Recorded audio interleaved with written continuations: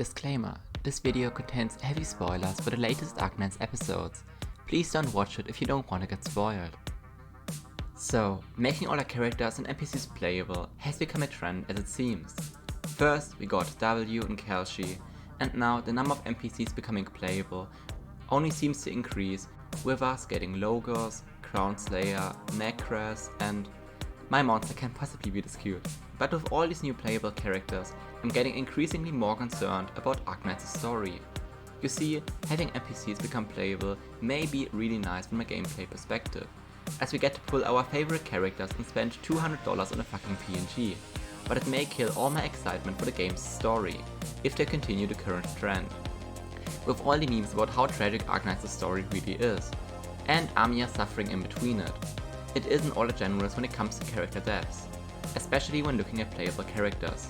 Sure, we got Ace, Scout, Frostnova, and a few other characters I was spoiled for, but notice how we don't have a single canon playable character death, except for maybe Beagle, although that's kept ambiguous, so that Hypergriff could always just backpedal if it were to clash with players' opinions, as it technically was never actually confirmed, even when it was heavily hinted at.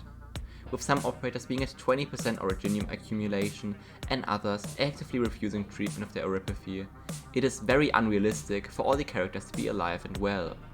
Now, why am I bringing this up? Do I want my favorite characters to unnecessarily suffer?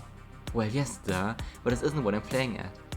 The main problem with playable characters being unable to die is that it removes any tension that the main story creates.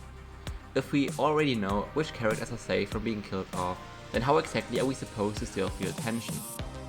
This is a problem that will likely get worse as time moves on.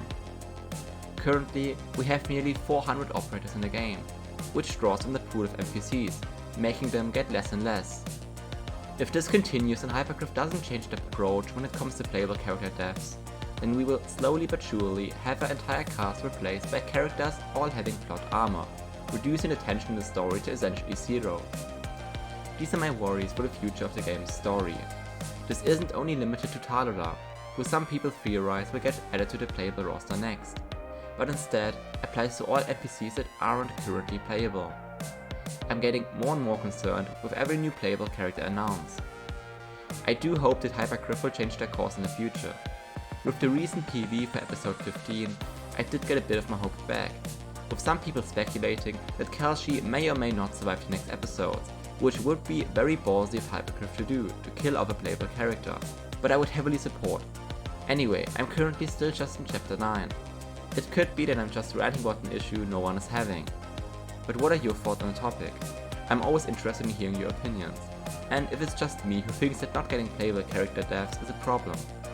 Do you think they'll change their approach going forward, or do you think they'll keep it the same way as it currently is? Anyway, just needed to get it off my chest.